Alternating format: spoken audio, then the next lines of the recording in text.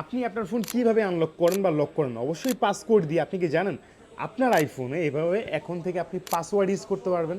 এটা কিভাবে করবেন সেটা আজকে দেখাবো। সো এর জন্য হচ্ছে আমরা সেটিংসে যাব। সেটিংসে যাওয়ার পরে ফেস আইডি অ্যান্ড পাসকোডে যাব।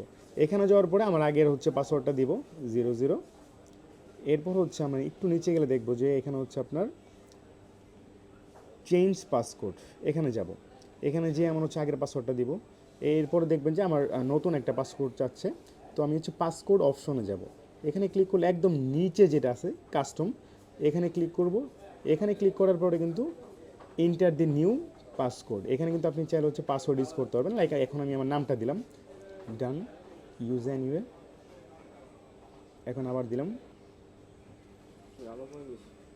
আমার কিন্তু হচ্ছে পাসওয়ার্ড চেঞ্জ হয়ে গেছে। এখন যদি আমি আমার ফোনটা লক করি, লক করার সময় এখন কিন্তু দেখতে পারতেছেন এখানে হচ্ছে আমার পাসকোড চাচ্ছে।